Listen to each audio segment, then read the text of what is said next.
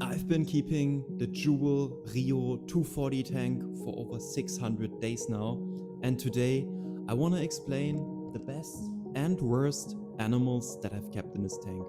Animals include fish, such as the guppy fish and the black coolie loach, but also shrimp, Amano shrimp and Neocaridina shrimp, and snails, as well as ferocious crayfish. Today, I want to explain which species did well and which species didn't do well at all. Let's dive right in. Over time, I've added 39 species to this tank. Many of them are plants, but 18 of them were in fact animals: snails, fish, and crustaceans. And today I want to explain which ones did well and didn't do well, and I want to start with the species that probably did worst when it comes to interspecies interactions. And that was, I must say, the Mexican dwarf crayfish. On day 165 of this community tank, I added 2 Mexican dwarf crayfish. They were named Mr. Krabs and Larry the Lobster. And the reason I would say that they didn't do well at all in this tank is because they are highly aggressive and territorial species. And this is something that I wasn't aware of before getting them. So during unboxing, they started fighting already, and they already had lost several of their limbs when I added them to the tank. I added them, and straight away one of them went for one of my large guppy males.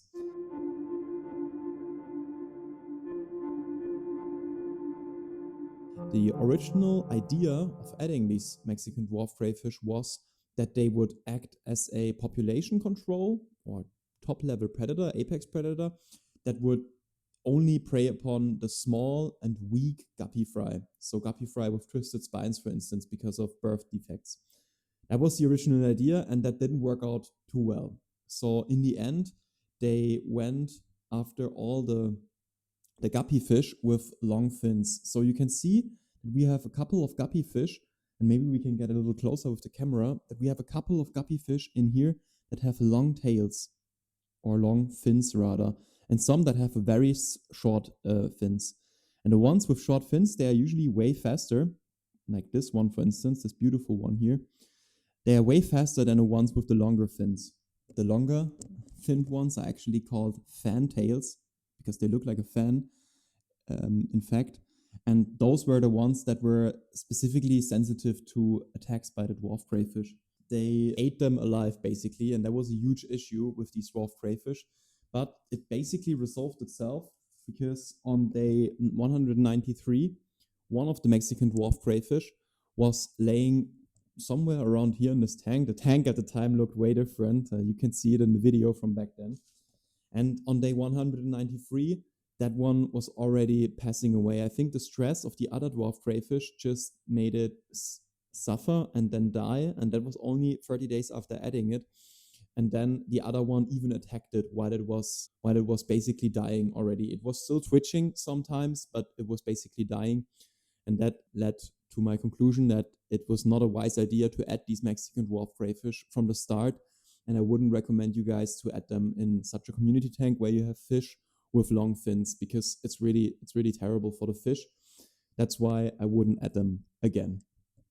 The next species that I've added to this tank that was also getting into very close contact with other species were assassin snails, Clea helena. And as the name indicates, and you can see some of them probably right now, if we look into the tank, okay, usually you can see some of them. There are 2 of them, for instance, behind the crack. They are hiding right now because I just cleaned the tank before. But these species, or these snails, are notorious snail eaters. All right, I had to get a chair because it's so hot today in Germany. It's like 33 degrees Celsius, and it's impossible to do this while squatting in front of the tank. Anyways, assassin snails were added with one purpose. I wanted to add them in order to control the bladder snail population. And if you ask yourself, can you keep bladder snail populations in control by adding assassin snails? The short answer is yes. It's probably the most effective and most efficient natural way to keep bladder snail populations in control. So at the time I added these assassin snails, I added 3 of them back then.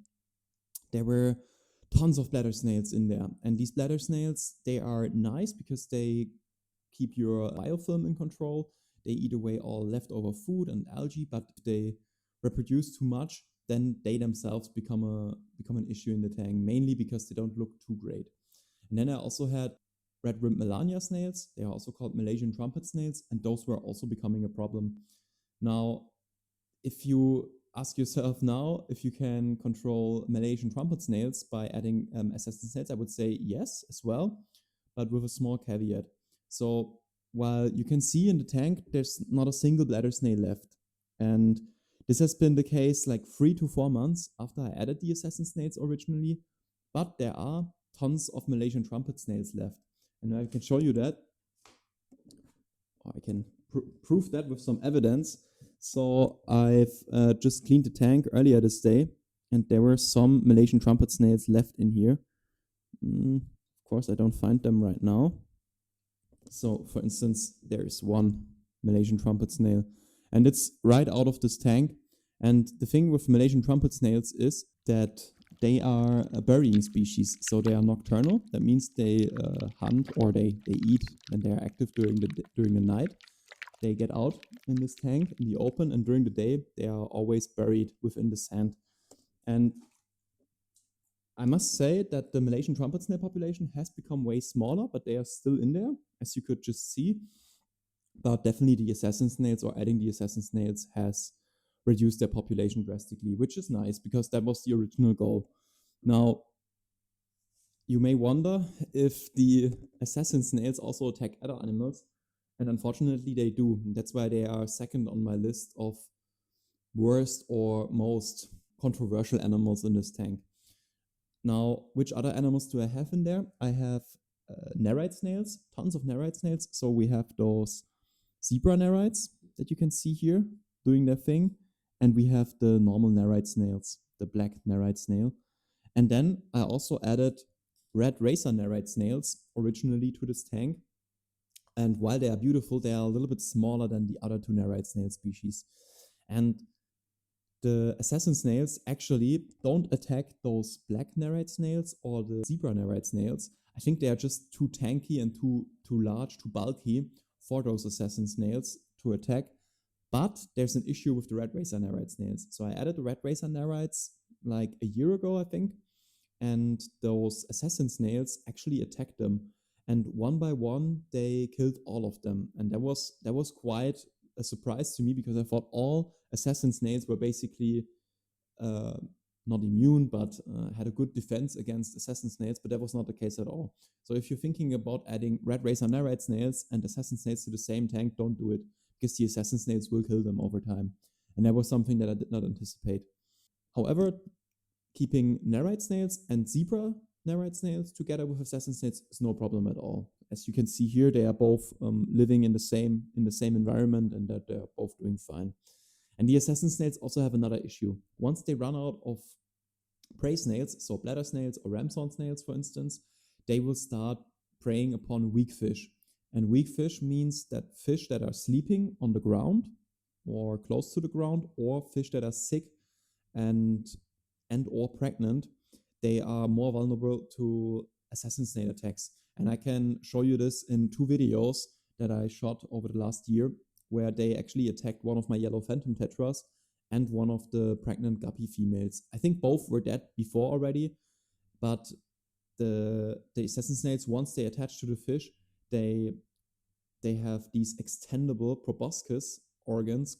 They are like a needle that goes into their body, and with that they soak out the innards of the fish, and that is pretty brutal and something that you have to keep in mind when keeping assassin snails and when you start running out of snails. Now, I would say the population has stabilized. There's not as many assassin snails in there as like a few months ago, and I haven't seen them attacking any of my fish, but that's something that you have to keep in mind when getting assassin snails. Speaking of nerite snails, they are definitely not one of the worst animals that I've kept, but rather one of the best animals that I've kept. You can see the black one again on this slate rock that I added last week. and the zebra narwhal snail here. And those are actually very old animals. So on the internet, you read that zebra narwhals and narwhals get like 1 to 3 years old. But I've added the black one that you can see on the rock here when I set up this tank 600 days ago. So it's already been almost 2 years in this tank.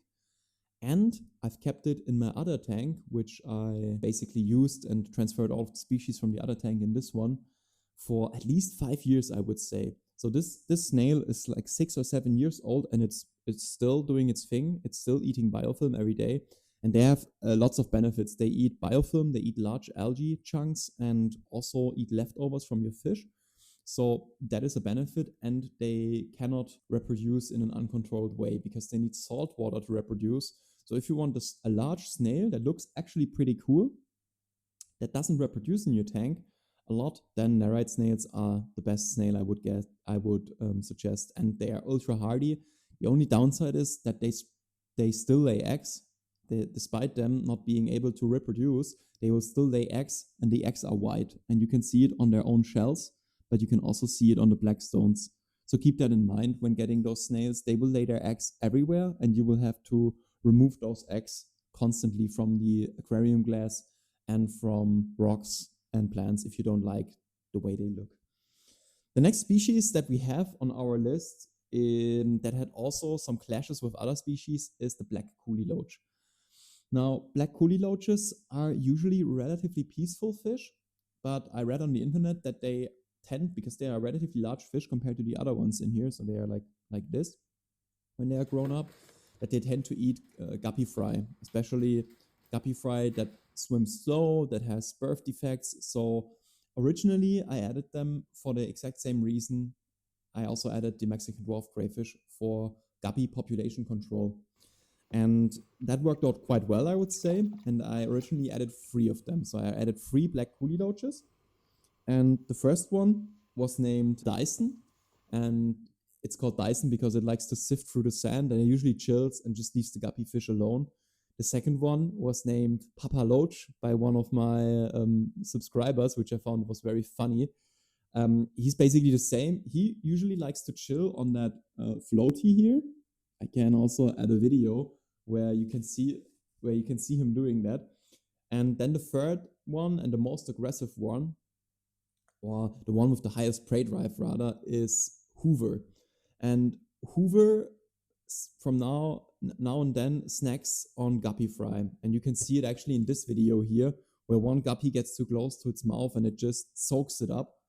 And that's something that you have to keep in mind when you have guppy fish. When you have a stable and huge population like I do with these antlers guppies and those normal guppies, then that's no problem. And it's actually good to have some way of controlling the population size, but that's something that you have to keep in mind. They would never touch the grown-up guppies, but the guppy fry, they are definitely vulnerable to the coolie loaches. And something also that is worth mentioning here, you cannot see them at the moment because they are very shy fish. They are a very shy species, I would say. I added them, when I added them, they were way more active. They were zooming around all the time, and one of my friends, Matt from Matt Keeps Fish, mentioned in a comment a few months ago that they have the zoomies when you add them to your tank. And that's actually what they had. So they were constantly swimming and darting around the tank, but this has slowed down a lot. They are all still alive and doing well, but they are usually hiding. And that's also one of the reasons why I added this rock structure last week to the tank, because I wanted to lure them to come more to the front, which happened partially, but not really. So they are still hiding most of the time behind the rocks in the plants. And then when we talk about bottom-dwelling fish, we have one more species that I've added at the beginning. It was the peppered corridoras, and I had one large peppered corry, or Corridoras palliatus is the Latin name, and a few smaller ones. The large one was actually a present from one of my friends, Niels. When he got rid of his tank, he gave me his old fish, and I added all of them in there. So shout out to Niels for this cool fish. And I had it in the tank for quite a long time. No, not that long, actually, only for half a year, and also the smaller ones. And then during the summer in a heat wave, they all passed away. And unfortunately, I had really bad luck with another group of Corydoras, Adolfo's cories, in my South America tank as well. So I'm really struggling with cories so far. So that's why I would say they were not that good in this tank. But with regards to species interactions, they were actually super fine. So they were not bothering any of the other species. They were also occupying another niche, which is nice. You can see the guppies are constantly in the upper and upper mid-level section of the water. And the Corydoras were always swimming on the bottom. They are bottom dwelling. So that was also really nice when it comes to space and niche separation in the tank. But I'm really struggling with Corydoras in the last 2 years, I would say. I really wasn't having a lot of fun with the cories that I got. So I thought maybe about adding albino cories because I read that they are very hardy.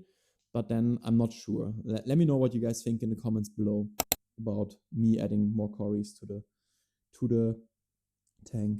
And another channel favorite from the beginning, from now more than a year ago, was actually a black molly. It was a giant black molly. It was like this, and I will show it to you in a video right here from back then.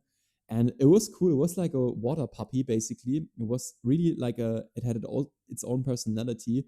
And when I fed the fish, it always came right to my hand, which is really nice. But unfortunately, it also passed away during a heat wave in the summer. And that was also a pretty cool fish. I wouldn't get it again because black mollies tend to get pretty large. And that one especially, it was like this. It was the largest molly I've ever seen. And that's why I didn't want to get another one, because they tend to get really big. And I didn't want to have another huge fish population in there that reproduces just like the guppy fish. Talking about bottom dwellers, fish that attach themselves to the surface, I also added some pygmy Corydoras, some dwarf, not pygmy Corydoras, sorry, that's what I would like to add actually, but some dwarf autocinclus catfish. And I think we had one here. Of course, now that we need it, it's gone. Ah, there it is. That's one of the dwarf autocinclus catfish. And originally I added 5 or 6 of them, and they are doing super fine. And I think they look like tiny sharks, and they really have some benefits for your tank. They keep the surfaces algae free, just like the nerite snails and the other snails, the Malaysian trumpet snails, but they don't reproduce that frequently. So this is also nice if you want a fixed amount of fish in your tank that don't reproduce in an uncontrolled way, like my guppy fish. Then autocinclus are a cool addition to your tank. They also stay very small. Like this is a grown-up male, I would say. Then we have some a little larger females, but they're doing super fine in this tank. But they are a little bit boring, I would also say. So they don't bother any of the other fish, but they also don't really do anything except for eating algae all day. Then 2 more fish that I've added a little more recently were ember tetras and yellow phantom tetras.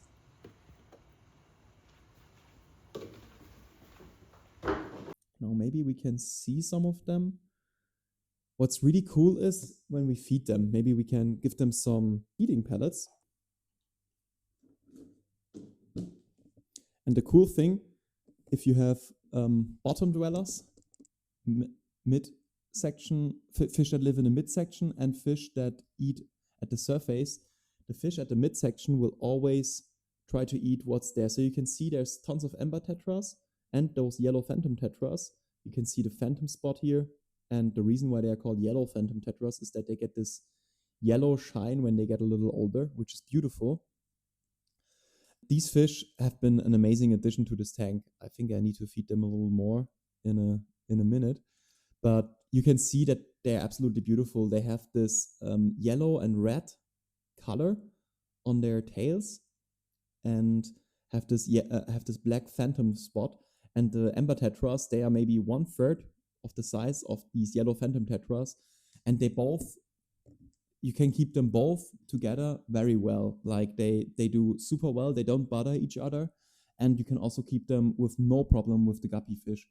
Actually, it's quite a complementary species because, as I said, they usually stick to the mid-level of the water, as you can see right now, and the guppy fish usually check out the top level or the surface of the water.